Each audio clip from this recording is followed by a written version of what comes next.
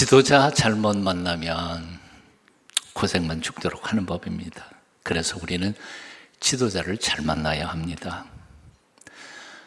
목자 없는 양같이 고생하며 기진한 군중들을 돌아보시면서 예수님께서는 그래서 이렇게 말씀하셨습니다. 추수하는 주인에게 청하여 추수할 일꾼들을 보내주소서 하라. 목자 없는 양들은 갈 바를 알지 못하고 방황할 수밖에 없습니다.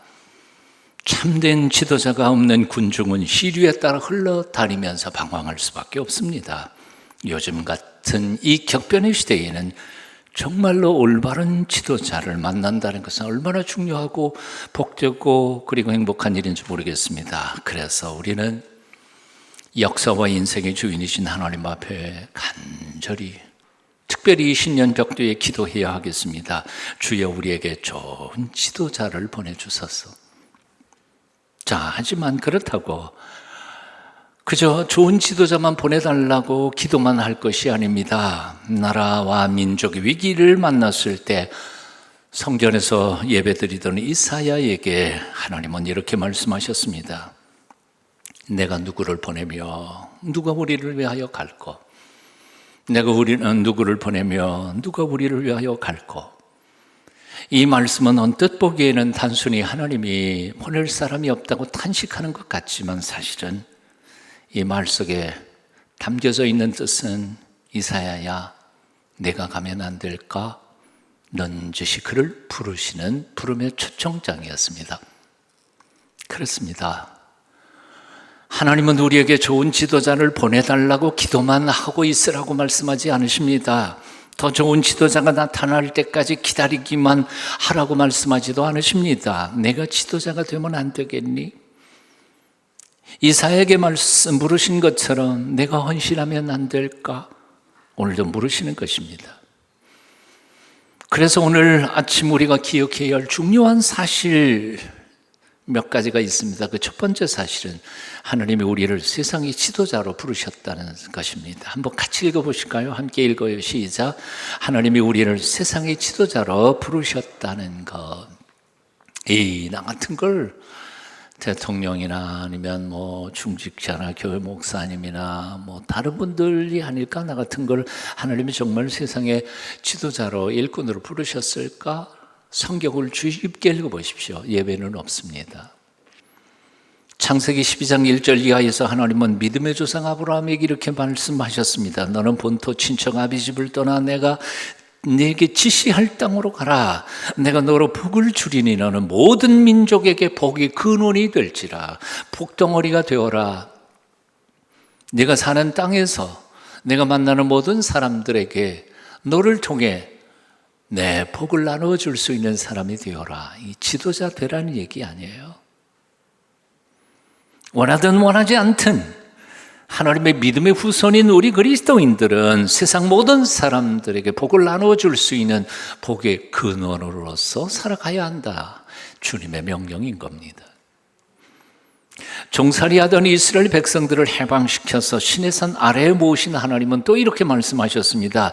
너희가 내게 대하여 제사장 나라가 되며 거룩한 백성이 되리라. 너희가 내게 대하여, 여기 말할 때 너희가 라는 말은 아론의 후손들만 얘기하고 있는 건 아닙니다. 사실 하나님께서 이스라엘 백성들 중에서 아론의 후손들을 특별히 제사장으로 세워서 하나님과 당신의 백성 사이에 중보자 역할을 일할 수 있도록 하셨습니다. 하지만 구약 성경을 주의 깊게 읽어보면 아론의 후손만 제사장이 아니고 유대인들, 이스라엘 백성들 전체가 사실은 세상을 향한 하나님의 제사장으로 부르고 계심을 발견하게 됩니다. 하나님은 이스라엘 백성들 전체를 너희는 내게 제사장 나라라 하고 선포하고 계시는 겁니다. 그러니까 이스라엘 백성들은 태어나는 순간부터 온 세상 사람들을 위해 살아야 할 제사장의 소명을 가진 사람들이었습니다. 유대인들은 이 사실을 잊어버리고 하나님이 자기 민족만 사랑하는 것처럼 이기적이고 자기 중심적으로 살아서 그렇지 그들은 하나님의 뜻을 잘 몰랐던 겁니다. 세상 만민을 위해서 살아야 할 운명이 유대인들과 이스라엘 백성들이었고 그것이 그들의 사명이었고 부르심이었습니다. 그래서 이사야 61장 6절은 아주 명확하게 하나님은 이렇게 선포하고 계십니다. 오라 너희는 여호와의 제사장이라 일컬음을 받을 것이라. 사람들이 너희를 우리 하나님의 봉사자라 할 것이며. 사람들이 어떤 사람들이요? 세상 사람들이요. 자, 그렇다면 이스라엘 백성들은 누구를 말할까요? 유대인은 또 누구를 말하는 것일까요? 단지 아브라함의 후손들을 말하는 것입니까? 아니요. 로마서에 보니까 사도 바울은 혈통적 이스라엘 유대인만을 말하는 것이 아닌 것을 이렇게 설명하고 있습니다. 무릇 표면적 유대인이 유대인이 아니에요. 여기 표면적이라는 말은 혈통이라는 말이에요. 표면적 유대인이 유대인이 아니에요. 표면적 육신의 할례가 아니라 몸에다가 할례를 행하는 게 그게 진짜 할례가 아니라는 거예요. 오직 이면적 유대인이 유대인이며 할례는 마음에 할지니 영에 있고 율법 조문에 있지 아니한 것이라. 그렇습니다. 아브라함이 후손이여 몸에 할례를 행한 사람들만이 유대인이고 이스라엘 백성들인 것이 아니라 예수 그리스도로 말미암아 마음에 할례를 행하고 그 말씀을 따라 살아가는 모든 그리스도인들, 즉 아브라함의 믿음의 길을 걸어가는 모든 그리스도인들이 참 이스라엘 백성이고 참 유대인이라는 사실입니다. 뭐 복잡하게 얘기할 게 없습니다. 우리는 예수 그리스도를 믿는 순간 영적 이스라엘이 된다는 거죠. 그래서 예수 믿는 순간 우리는 우리 자신만을 위해서 살 존재들이 아니라 온 세상 사람들을 위하여 일하는 제사장의 소명을 받은 자들이라는 겁니다. 이런 점에서 똑같이 유대인이었던 사도 베드로도 이렇게 편지를 쓰고 있습니다. 너희는 택하신 족속이요. 여기 뭐 너희는 저기 유대인 크리스찬들만을 얘기하는 게 아니에요. 이 편지를 받는 모든 유대인이든지 이방인이든지 상관없습니다. 너희는 택하신 족속이여 왕같은 제사장들이여 거룩한 나라여 그의 소유된 백성이니. 예수님께서 우리를 세상의 빛으로 세상의 소금으로 부르셨습니다. 하나님께서 우리를 세상을 섬기는 제사장으로 세워주셨습니다. 하나님이 우리를 이 세상 모든 사람들을 복받게 만드는 복의 근원으로 거룩한 영적 지도자로 세워주셨다 그 말입니다. 믿으세요? 목사만 그런 게 아니고 장로님만 그런 게 아니고요. 모든 그리스도인들이란 말이에요. 믿으셔야 돼요. 아멘. 한 사람 한 3명밖에 안 되는 것 같은데 그분만 믿는 것 같아. 나머지는 다시 한번 질문해 볼게요. 하나님의 부르심이 우리가 하나님의 제사장으로 온 세상을 위해서 살아갈 지도자로 부르셨다는 사실을 믿으십니까? 아멘. 믿으시기만 하면 안 돼요. 그렇게 사셔야 돼요. 자, 옆에 있는 사람한테 이렇게 정식으로 제대로 말하겠습니다. 부끄럽지만 제가 지도자입니다. 빨리 말하세요. 빨리. 여러분 눈치 보니까 나 지도자 아닌데 내가 뭔 지도자야? 아니, 하나님이 그렇게 부르셨다니까요. 지도자. 국회의원 자리에 앉아 있으면서도 의원 노릇 제대로 못하는 사람 참된 지도자라고 말할 수 없어요. 목사, 장로, 집사 자리에 있으면서도 영적 지도자 노릇 못하는 사람 진정한 지도자라고 말할 수 없어요. 오히려 자리나 명함은 없어도 주변 사람들에게 선한 영향력을 미치는 사람들, 진짜 지도자인 줄 압니다. 그러니까 지도자, 지도력이라는 것은 자리가 중요한 게 아니에요. 직분이 중요한 게 아니에요. 선한 영향력이 중요한 거죠. 가끔 어떤 이들은 자리가 지도자를 만든다 그런 말을 하시는 분들이 있는데 그거 절대로 맞는 말 아니에요. 자리가 지도자 못 만들어요. 선한 영향력이 참된 지도자를 만들어가요. 한국교회를 돌아볼 때마다 가슴 아프고 요즘은 참 하나님 앞에 죄송스러운 것이 있어요. 언제부터 교회에서 그렇게 자리에 연연하게 되었는지 몰라요. 언제부터 교회에서 직분과 자리가 계급이 되고 그 계급으로 자존심 싸움을 하고 있는지 몰라요. 도대체 구역장은 무엇이고 권찰은 무엇이고 회장은 무엇이고 대장은 또 뭡니까? 장로와 권사와 안수집사의 직은 왜 존재하는 것입니까?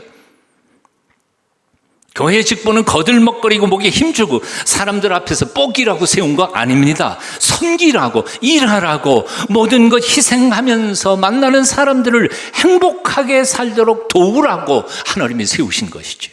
이 사실을 잊어먹고 그것을 마치 계급처럼 목에 힘주고 살아가는 사람들이 있다면 그들은 하나님의 거룩한 직분에 대한 모독자들이에요. 회개해야 돼요. 바로 살아야 해요.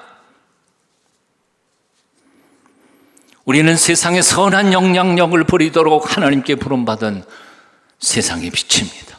세상의 소금입니다. 사랑하는 여러분, 가정에서 동네에서 선한 지도자가 되시고 교회에서 좋은 일꾼들이 되시기를 축원합니다. 오늘 아침 우리가 기억해야 할 두 번째 사실이 있습니다. 우리는 모두 하나님의 부르심 앞에 응답해야 한다는 사실입니다. 모두라는 말에 여러분 기억하십시오. 모두예요. 여러분 중에 한 사람도 빠질 수 있는 사람은 없어요. 왜? 아까도 말씀드린 것처럼 하나님 우리를 모두 세상을 향한 제사장 직으로 우리를 초청하셨기 때문에 그래요. 하나님 앞에 대답해야 돼요. 하나님의 부르심 앞에 이사야는 대답했습니다. 내가 여기 있나이다 나를 보내소서. 내가 여기 있나이다 나를 보내소서. 리더십 교재들이 한결같이 강조하는 중요한 진리 하나가 있습니다. 그것은 지도자는 태어날 때부터 정해지는 것이 아니라 결단과 훈련을 통해서 성숙되어 가는 것이라는 겁니다. 태어날 때부터 황제가 없어요. 태어날 때부터 회장 될 사람이 있는 게 아니에요. 스스로 그렇게 착각하는 사람들이 있는데 그 착각이에요. 결단, 그리고 훈련, 그것을 통해서 진정한 참된 지도자는 키워지는 것입니다. 하나님이 누가 할래 부르실 때 제가 하겠습니다. 결단입니다. 이제부터 주님의 일꾼으로 살겠습니다. 결단입니다. 능력, 그건 나중 문제입니다. 훈련하면 돼요. 돈, 거룩한 비전의 사람에게는 돈이 모이게 돼 있어요. 걱정할 거 하나도 없어요. 사도 바울은 그래서 이렇게 말했습니다. 형제들아 너희를 부르심을 보라. 육체를 따라 지혜로운 자가 많지 아니하며 능한 자가 많지 아니하며 문벌 좋은 자가 많지 아니하도다. 그러나 하나님께서 세상에 미련한 것들을 택하사 지혜 있는 자들을 부끄럽게 하려 하시고 세상에 약한 것들을 택하사 강한 것들을 부끄럽게 하려 하시며 하나님께서 세상에 전한 것들과 멸시받는 것들과 없는 것들을 택하사 있는 것들을 피하려 하시나니 이는 그 이유는 아무 육체도 하나님 앞에 자랑하지 못하게 하려 하십니다. 프란시스 셰퍼는 이렇게 말했습니다. 믿음의 세계 안에는 용장도 졸장부도 따로 없습니다. 다만 하나님의 부르심 앞에 순종함으로 하나님 손에 붙들린 사람은 용장이 되지만 하나님의 손을 벗어나서 저 잘났다고 제멋대로 사는 사람은 쫄장부가 됩니다. No little man, no little people 이라고 하는 책 속에 나온 프란시스 셰퍼의 고백입니다. 이런 점에서 볼 때 우리가 얼마나 무식하냐 유식하냐 그거 중요하지 않습니다. 얼마나 부자냐 가난하냐 그것도 문제가 안 됩니다. 얼마나 똑똑하냐 어리석으냐 문제가 안 됩니다. 오직 하나님의 부르심 앞에서 제가 가겠습니다 하고 응답하고 결단하며 하나님 앞에 순종하게 살 때 하나님께서 그 능력의 손으로 그를 붙잡아 주시기만 한다면 그를 통하여 하나님은 기적을 행하실 것입니다. 우리 능력이 아니에요. 우리 똑똑함이 아니에요. 하나님이 우리를 통해서 쓰시는 거예요. 바이올린이 물론 어느 정도는 되겠죠. 몇 억짜리 바이올린, 몇만 원짜리 바이올린, 장인의 손에 들어가면 거의 비슷한 소리 나오지 않아요? 우리같이 보통 사람은 이게 비싼 건지 이게 싼 건지 알 수가 없어요. 하나님은 장인이세요. 사람을 들어 쓰시는 데에는. 똑똑한 사람들은 생각이 너무 많아서 믿음의 단순성을 잘 이해 못합니다. 무슨 얘기인고 하니 햄릿 같은 사람은요, 너무 생각이 많아요. 이것이냐 저것이냐. 그러다 보니까 비극만 만들어내요. 결심을 못해요. 생각이 너무 복잡하고 말이 많은 사람은 결국 파워도 능력도 그의 삶을 통해서 나타나지 않아요. 오직 뭔가에 하나에 딱 미쳐버린 사람들이 뭔가를 기적을 만들어낸다고요. 그러므로 사랑하는 여러분, 하나님 부르심 앞에서 너무 복잡하게 생각하지 않으시기를 바랍니다. 온 세상이 나 같은 놈 쓰임 받을 수 있을까? 세상은 너무 험악해요. 여기서 살아남는 것조차도 힘들어. 난 못해. 맡겨주신 사명을 생각해보면 이건 도저히 내가 할 수 있는 문제가 아니야. 그 사명 앞에서 나를 들여다보니까 내가 뭘 알아? 아는 게 뭐 있어? 배운 게 뭐 있어? 가진 게 뭐가 있어? 경험도 없고 아무것도 없어. 난 못해. 그렇게 생각하면 그냥 끝나는 거죠. 저는 하나님의 소명과 그 소명에 대한 응답에 가장 최선의 비유가 하나 있다고 생각해요. 어린아이가 태어나서 최초로 걸음마를 배울 때를 생각하면 돼요. 여러분도 그 과정이 있었죠? 그냥 엄마 뱃속에 나와갖고 뛰어갔어요? 엄마 아빠가 저 앞에서 부릅니다. 이리 와라 그러고 부르잖아요. 그러면 이 아이가 내가 걸을 수 있을까? 생각해요? 예. 내가 가능할까? 그런 생각 안 해요. 그냥 엄마 아빠가 부르니까 그냥 가는 거예요. 가다가 그냥 엎어지는 거고, 뭐, 몇 번 엎어지고 가다가 보면 또 뭐, 한 걸음 어쩌다가 걷고요. 동영상 이렇게 또 보니까, 그건 걷는 게 아니었어. 한 발짝 엎어진 거였어. 그런데도 엄마는 한 발짝 걸었다고. 온 집안이 그냥, 누가 우리를 위하여 갈고 부르시는 하나님의 음성 앞에서 저 능력도 없고 할 수도 없지만 제가 여기 있습니다. 보내주소서. 외치며 전능하신 하나님의 품속으로 달려나가는 것, 이것이 바로 결단이에요. 응답이에요. 사랑하는 여러분, 지난날의 실수와 잘못, 지난날의 죄 자꾸 기억하지 마세요. 하나님이 용서하셨다고 했으니까 묻어두고요. 이제는 앞에서 부르시는 하나님의 부르심을 향하여 그저 갈 수 있든 없든 간에 그 앞으로 달려나갈 때 우리를 통해서 하나님의 영광 받으실 줄로 믿습니다. 오직 욕망만 들끓던지난 삶을 지난해로 청산해버리고 올해만큼은 정말 세상을 아름답게 만들어가는 하나님의 사람으로서 하나님의 부르심 앞에 앞으로 전진하는, 그리고 응답하는 하나님의 사람들 다 되실 수 있기를 축원합니다. 한번 따라해 보실래요? 내가 여기 있나이다 나를 보내소서. 좀 더 큰 목소리로 시작. 내가 여기 있나이다 나를 보내소서. 아멘. 자, 그렇다면 세상 모든 사람들의 복의 근원이 되기 위해서, 세상의 소금으로 세상의 빛으로 살기 위해서, 온 세상에 하나님의 복을 나눠줄 제사장으로 살기 위해서 우리가 갖추어야 할 덕목은 무엇이 있을까요? 사도행전 보니까 딱 두 개 소개했어요. 믿음과 성령 충만. 함께 같이 읽어봅니다. 믿음과 성령이 충만한 사람이더라. 사도행전 6장 5절 6절에 보니까 최초의 초대교회 7집사를 뽑는데 자격을 이렇게 소개하고 있어요. 온 무리가 이 말을 기뻐하여 믿음과 성령이 충만한 사람 스데반과 또 빌립과 브로고로와 니가노르와 등등등등등등. 초대교회 최초의 7집사를 뽑을 때 그들의 학력을 보지 않았어요. 재산도 안 봤어요. 경력도 안 봤어요. 오직 믿음과 성령 충만 두 가지만 봤어요. 그렇습니다. 하나님의 제사장 거룩한 교회의 일꾼에게 필요한 것은 오직 믿음입니다. 그리고 성령 충만입니다.